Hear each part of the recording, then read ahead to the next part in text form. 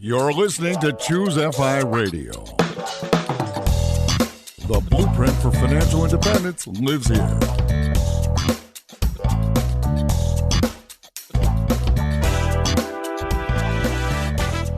If you're looking to unlock the secrets to financial independence and early retirement, you're in the right place. Stay tuned and join a community of like-minded people who are getting off the hamster wheel and taking control of their lives in the pursuit of financial independence. ChooseFI, your home for financial independence online.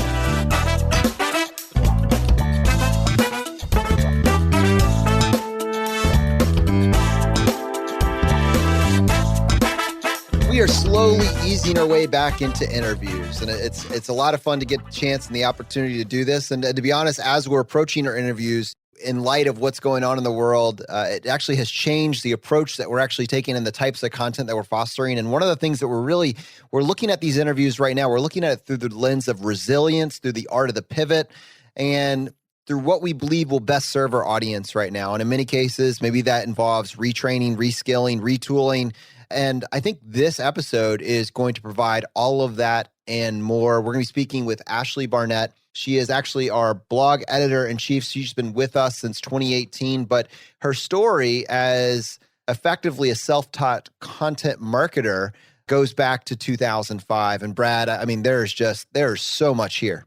Yeah, there's an incredible amount here. I've known Ashley for a number of years now. She's one of the original FinConners. I think there's about 20 of them that have gone to every single FinCon, and it gets whittled down every single year. But she is one of the originals, and she's been in this personal finance world at least for 12 plus years. She had a mom blog before that, and her story has a little bit of everything. And as many conversations as I've had with her, I didn't realize the full extent of how incredible this was. I mean, as you'll hear, her and her husband not only survived the Great Recession, but thrived by creating a temp agency that they started themselves of people who were laid off of her husband's job. I mean, talk about a pivot, talk about resilience. I mean, that is just such a next level move. I was blown away. So, Ashley, with that, welcome to the ChooseFI podcast. You've been our long-standing blog editor. You have been the blog, but welcome to the podcast.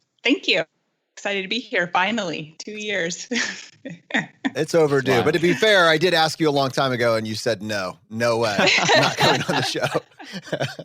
All right. So actually, let's just start with the story that Brad brought up there, because that's pretty incredible. You have this 2008 recession, and I mean, a lot of people are dealing with jobs being ripped away. It sounds like in the case that Brad was describing, your husband's company had 90% of the employees were laid off. Like, talk us through what was going on behind the scenes there and how you pivoted.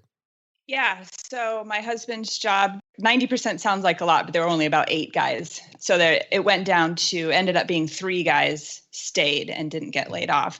And we were on the phone. I remember it so clearly. I was in Costco. My son was 3 years old. He's sitting in the basket in the cart in front of me. And my husband calls and he says, his boss told him to prepare for layoffs, and he was, we were freaked out. He was our only income, W-2 income. I had no income. And he's like, they're being so stupid. There's so much work coming, but just because there's no work like today, they're going to lay off all these guys. And then he's like, then they're going to hire temps and it's going to be a pain. And I would just rather just work alone than have to work with a bunch of guys that don't know what they're doing. And he was just complaining. And I said, as a joke, we should start our own company. And we were like, ha, ha, ha, that's hilarious. And we went about our day. And he came home from work that night. I was cooking spaghetti. I remember it perfectly clear. And he walks in the door and we just like make eye contact. And it was like one of those married conversations through your eyes thing. Like we just looked at each other and we were like, yep, we're doing this. So I had never had a business. I didn't know anything about hiring W-2 employees or anything like that, but I just went online and did all the research I could find on what that meant to start like a real company in Arizona. And it didn't seem anything that we couldn't do. So we just went ahead, started. He contacted his people through his company and said, we're going to hire all of your guys. If you ever want to see them again, you're going to have to use us. So they contracted to temp back their own employees. And it worked really well for everybody because the guys kind of got to keep their jobs in some capacity. It was just part-time, just as needed as the company needed them. My husband ended up keeping his job, but he got to work with guys that knew what they were doing and, had worked with that company before. They all knew each other. And obviously we benefited because we made some money for every hour that our guys worked. It worked amazingly well. We did it for about a year and a half. And then the economy got better and the guys all either got hired on or found other jobs. Yeah. And to this date, that's the most money we've ever made in a year. Wow. The art of the pivot, resilience, that Brad, that story delivers. Yeah, that story is amazing. So, okay, I just want to make sure I'm hearing this right, Ashley. So you guys preemptively did this, right? Like your husband wasn't actually fired. You preemptively started? Yeah, we were worried he was going to get laid off. So we did that. Yeah. But it ended up he kept his job. It was crazy. So we were looking at losing 100% of our income. And instead I think, quadrupled it. Wow. I feel like that face I just made was a TikTok. That is unbelievable. But I mean, so many people think, oh, I can't start a business, right? It's too hard. There's so many things I have to learn. It's going to cost too much money. What did those first couple of days or weeks look like of trying to learn that? And how quickly from that point where you guys had that eyes conversation to when you had this business up and running, like how long was that? It was probably a month, maybe a little less. I just went online, like, how do you start a business in Arizona? How do you hire employees in Arizona? And I kind of got what I thought was the plan. Like, these are the forms I need. These are the taxes I need to pay and all of this, the licenses that I need. And then I went to the SBA, the Small Business Administration, and I just met with somebody there and said, okay, this is what I'm thinking. This is what I think I need. Did I miss anything? And she kind of filled in the holes for us of what we needed. And then, we hired everybody, that's the most complicated business I've ever started. I've started several businesses since then, but having to hire W-2 employees is the most complicated part.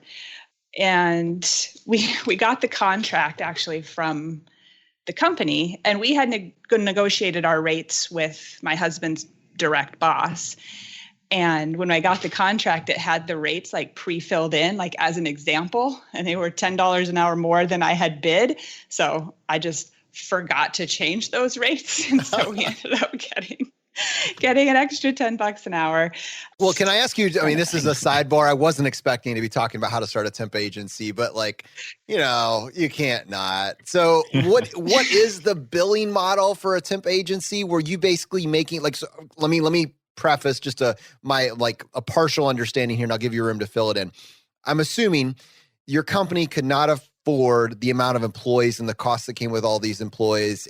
In the short term, the business was not there to be able to pay them. So that was a high risk. So instead, they wanted to move that relationship towards a contractor relationship where they could scale the hours up and down based on what was coming in.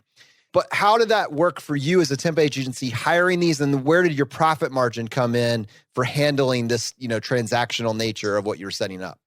Yeah, so we would bill per hour. So for every hour that our guys worked, we would bill, I'll give you the number. It was $55 an hour that we would bill. And then we paid our guys $25 an hour. And then there's other taxes and stuff on top of that. But let's just call that, say, $30 an hour then. So I was making $25 an hour every hour that one of my guys worked. And there is a cash flow problem because you bill at the end of the month. You have to pay these guys weekly, which we hadn't really thought about until it happened. So we did end up taking a home equity line on our house. We ended up, I think the high watermark was like $25,000 that we had extra on the house, but it was all in billable hours. I didn't feel it was a big risk. I knew that they would pay us. It was more just a cash flow issue. Yeah. Brad, I can see your accountant mind breaking here. I have a couple questions, but you want to hop in? It's amazing. So at the most you floated $25K, but like you said, it's a timing issue, whether it's 30, 45, 60 days that the company would pay you. But right, I mean, unless they go out of business, right, there's not a huge risk. So I get that. So, okay, so you were paying these guys about $25 or thereabouts, with some additional taxes or whatever, about $30 an hour. I guess two questions. How did that compare to what they were making previously when they were actually W-2 employees of the other company?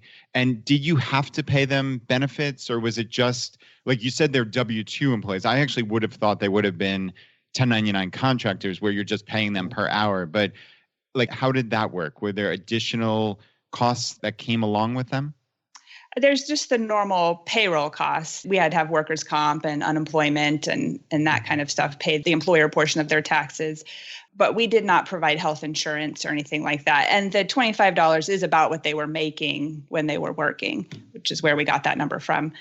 No one quit during the recession. They didn't quit until they were hired back on by the company. And they looked for other jobs, but the market was paying about $15 an hour at that time. So it really worked out really well for everybody. This is incredible. Okay. Well, we were not planning on going here until we were diving into this setup and realizing, all right, we're coming out or we're grappling with our own financial crisis right now. And we've talked in the past how we want to continue to highlight the art of the pivot and examples of resilience. I mean, this is it. Talking about a pivot, let's pivot out of creating your own temp agency and into content marketing and blogging specifically. I want to capture a little bit of your journey because what we just talked about had to do with the 2008, 2009 Great Recession. Your blogging journey, I believe, actually started prior to this in 2005. And what I want to do for the remainder of the episode, like all of us right now from where we're sitting, if we knew where the future was headed, where the internet was going, wish that we had started, if we're going to start a business, wish that we had started cultivating an online presence for that business back in 2005. Wow. If you had a time machine. We're going to be saying this exact same thing 10 years from now, 15 years from now, except it's probably even more vital. And you're going to be saying, I wish I had just gotten started. So Ashley, with the experience that you've had working for some of the biggest independent media producers in the country and your vast experience that you've developed just by doing it the hard way, putting the work in, I want to provide incredible value to the audience and basically pull back the curtain, share the secrets of success, how to rock a blog. This is day zero. How do I rock a blog? We're going to do that right after this. Tell us a little bit more about how and why you decided to start a blog. Yeah, I started blogging when I was pregnant with my son. I just wanted a way to kind of talk about our family and our experiences. None of my family lives here in Arizona. So it was just a way to kind of share what was going on in our family. And a lot of the moms that I was talking to online all had blogs. And it was for fun. So I did that a few years. And then I came across a personal finance blog. And I was like, oh, people do this? Like, oh yeah, this is my game. And so within 10 minutes of finding that site, I had my own site and I was off to the races. So you obviously must have had a prior interest in personal finance, right? And also, if I'm doing my math right, it sounds like your temp agency also started sometime in this 2008 area, yep. Right? So you're doing this personal finance blog pivot and the temp agency all at the same time, right? Yeah, they started the personal finance blog in February of 2008, and the temp agency started like at the beginning of 2009. So it had been like a year. But really, the blog, as weird as it is really what led to the temp agency, because I learned this idea of the side hustle and the idea that you can make money outside of a W-2 job. And it seems strange now that that's something you would have to learn to me, because now that's just ingrained in me. But you do. Somebody has to tell you that that's possible. And through blogging is where I learned that. And then I thought, I bet we could do this temp agency thing.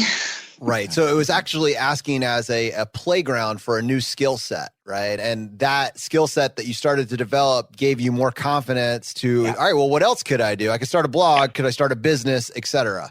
Yeah. And one of the things I talked about on my blog a lot was like strange ways to make money and non-conventional ways to make money. So I really had that mindset of, you can make money doing anything. So. And that is just it, right? It's a mindset. I mean, that's the thing, yes. Your quote, you can make money outside of a W-2 job, right? It sounds obvious now, maybe in 2020 when we're all talking about side hustles and such, but in 2005 and 2008, it wasn't altogether obvious, right? It's hard to put yourself back in that time period. But I mean, we all followed the normal narrative then. And it's amazing to me that like starting a simple blog could change everything in your entire life, which is ultimately what has happened since yeah, 100% has happened. I don't know where I would be if I had never started a blog. I'd have to have a job. It would be terrible. Okay. Well, fair enough. Let's talk about that. So your blog is not the most popular blog on the planet. It's not the largest blog on the planet. In fact, I don't even think you still are working on that, at least that initial blog, and maybe even that second blog. I don't think you're putting a whole lot of time into, which for me, like there's a gap there because you've done a lot of work or personal finance sites. Talk about that transition from working on your own blog, the skill set you developed, and how you transitioned into creating a role for yourself on other blogs. Yeah, I know you're right. My personal blogs never really made much money, more than a couple $100s a month. But the skills that I was learning is what was valuable. So I was making friends with other bloggers. I was learning how to do all this stuff. And I met people who have big blogs that were making a ton of money and they needed help. And they were friends of mine. I had contact with them. Let's pause there. How was this network cultivated? Through FinCon, mostly conferences. And just, when you're in that world, you just kind of start meeting people and Facebook or just on their blogs, guest posts, comments. You just kind of start building a relationship. But FinCon was really the fire that lit it. There's two questions here. I want to go to play. I don't want to let either of these go because this is really critical for people to hear. One, the skills, and two, the network. We're going to start with the skills. You said, I had friends. I developed this network of people who had blogs that were very profitable, and I had the skills they needed. What skills did you cultivate to make yourself and your skill set so attractive to these individuals? I mean, I knew how to create content. I knew how to write articles. I knew how to work in WordPress. I could think like a blogger, which is not something you can teach. I've hired people to work for me on blogs that didn't have blogging experience, and it's very mechanical. But when you have your own site, you can see beyond just creating an article, putting it on the website, maybe adding in some affiliate links, and then that's it. Like you understand how to reach through the computer and actually talk to somebody and get them to make changes or take action, that you really have to have your own site to be able to do that. You can't work for someone else and get that same level of understanding of kind of the whole life cycle of a blog. That makes sense. No, it does. And I think I would even kind of extrapolate from there and say, instead of, just the quote, I could think like a blogger, I could think like a business owner, or I could think like an entrepreneur, right? Like True. You weren't just there to do a simple task. Like how you thought you could add value was by thinking like a business owner, right? And that type of person who can be your kind of second in charge, basically, like there's huge value for the business owner from that perspective. And I'm curious, like, how did you initially start? So like you knew these people, right? And you had a network, et cetera, but like, how did you actually approach them? And like, was there any level of like imposter syndrome? Like you had just started, and like you said, your blog wasn't that big, but some of their blogs were enormous. Talk us through the mindset and how you approached that first conversation. Yeah, it didn't start out thinking like, oh, I'm going to go be a freelancer. I just had a friend. We were chatting at FinCon. He was talking about his site and how he could grow it if he had some help. And I said, I can help you. And it was really that simple. And then after FinCon, we connected and, I just kind of started editing some articles for him and things like that. I still say I don't work. I just help my friends with their sites. Yeah. And it's funny. We'll come back to that story because there's an interesting connection there. But I want to go back. I want to stay on the skills just a little bit longer, right? I really think when we say, everybody, and I'm using this term loosely, but everybody should start a blog. I'm not saying that everybody should start a blog because we all need to become or reach the level of success that maybe like a Mr. Money Mustache has seen or a runaway blogger has seen who's just like their blog is everywhere. But rather, the future is an online future. And the skill sets that are driving the new economy are online skill sets. And a blog is a safe place for you to cultivate an incredibly valuable skill set, a skill set that they're not really teaching you in school in the same capacity. It's teaching you entrepreneurship. It's teaching you creative thinking. It's teaching you content marketing and more. So Ashley, like if you were to work through the early iterations, to kind of over the years, how you were able to add some nuance and some complexity to that skill set, what is that talent stack that you've cultivated? Yeah, I agree 100% that starting a blog is a wonderful way to start practicing. Building a blog may make money. If it does, it will take a really long time. But in the meantime, you're learning so many skills like how to write copy and sales copy and learning how to work in WordPress, which I think 25% of the internet is on WordPress. So if you have that skill, you're huge. How to create a community on social media, how Google works, how Google thinks, and how to get traffic through search engine optimization, affiliate marketing, how to build relationships with affiliates, get signed up, how to market those so people actually use your affiliate links, graphic design. Well, every website needs to be designed. Everybody needs a logo. Everyone needs images. And just getting comfortable working online and communicating online versus in person. It is a completely different skill set. And I can always tell when I work with someone who's not worked online very much, it's just kind of hinky. And it really is a skill set that you need to develop. Okay, obviously an amazing list, but you got me right there at the end about like what jumps out to you about someone who hasn't worked online. And I guess the extension of that question is like those people ideally can learn their own skills, right? Like they don't have to think of that as, hey, I don't know anything about online. Like I've got to move forward because like you said, the future is the internet. The future is everything digital, right? So help those people out by helping yourself out essentially here. What we're looking for is the definition of hanky. And I went to Urban Dictionary and they said that it's a word that's used to describe a situation positively or negatively. So that basically leaves it wide open. The communication is always a little off. For example, if I give someone an assignment, I just want to hear back, got it, or something like that, just so that I know. It's so much different than calling someone on the phone or seeing them in person saying, hey, can you do this? When you have someone looking at them in the eye, you know that they heard you, but you want to make sure that your message didn't get lost in their inbox or whatever. When stuff's finished, just let me know it's finished. Just things like that, or how to invoice. Don't send me a Word document, like send me a PDF. Like it's just those little things that say I'm an amateur.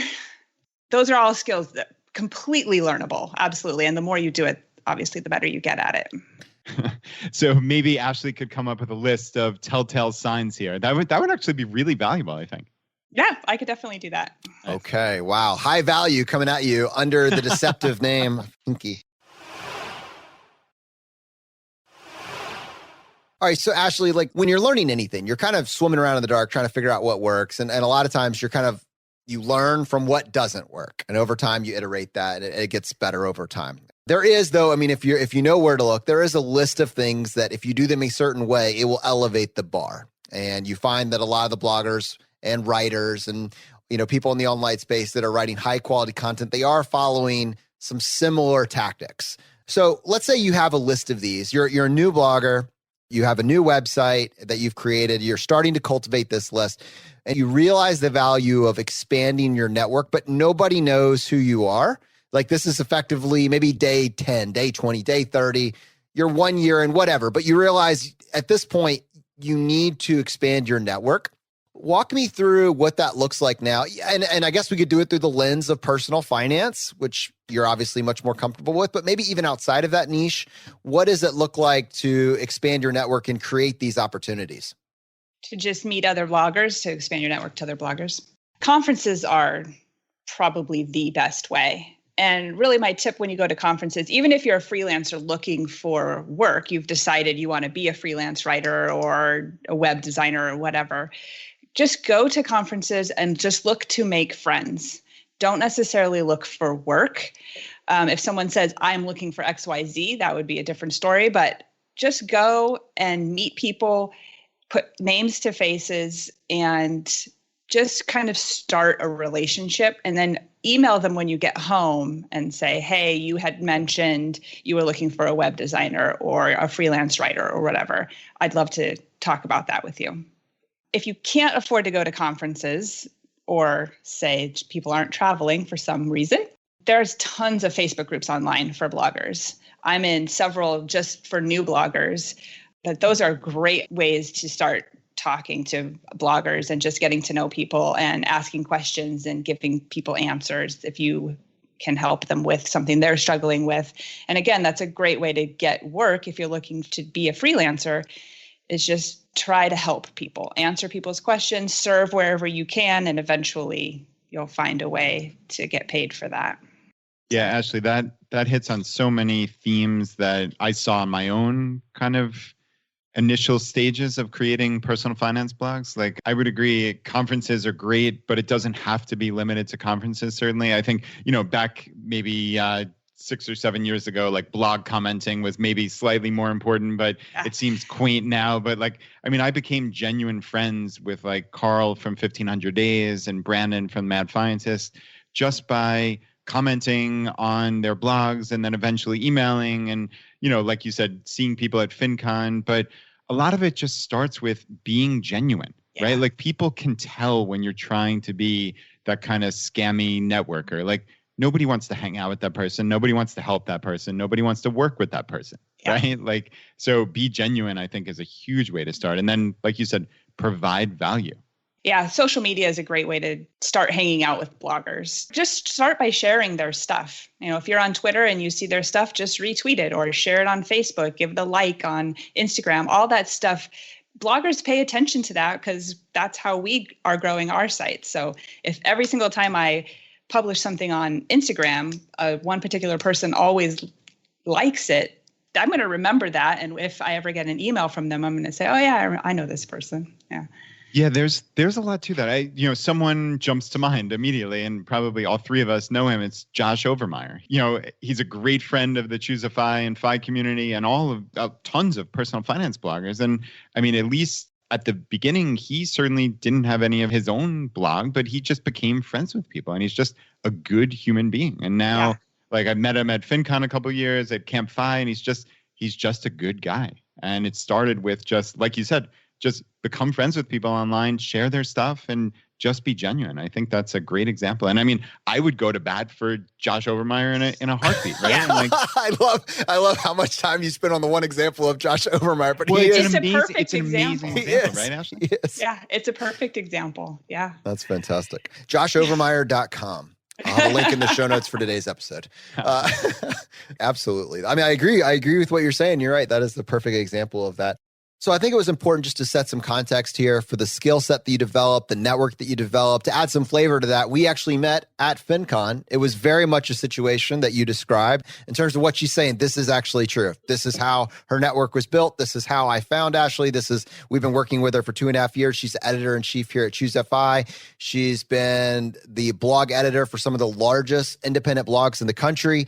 And what I've seen her do on our website has been just absolutely amazing, carrying the identity that we feel like we've been able to have on the podcast, to be able to have that same level of connection with the audience via the website and really turn these articles, just bring them to life, has been unbelievable. Ashley, I know you have just recently created and are launching a course called Hit Publish. I want to give you the floor just to tell us a little bit, what's the inspiration for that and who would benefit from it? Yeah, I really think that being able to create great content for your blog is the absolute number one most important skill you can have as a blogger. You cannot grow a blog without amazing content. It can't happen. Everything else about your blog could be perfect, but if your content isn't any good and isn't connecting with your reader, it will never go anywhere. Flip that upside down. Your content could be wonderful. Everything else about your site is hinky, and it's still going to be great. It's still going to be fine. You're still going to get somewhere with it. The content is the present, the gift inside. Everything else about it, the social media, the SEO, the design, everything else is the wrapping paper. It's how you get somebody inside. So being able to create content is extremely important. And I think that it's the skill that is the most lacking. And I never hear new bloggers asking, how do I create better content? Which is the question that they need to be asking to grow their site. So that's why I did the course, to address this, I think, very lacking issue in the blogging world. And any blogger would benefit from this. As I've been rolling this out and testing it, I've had experienced bloggers taking it.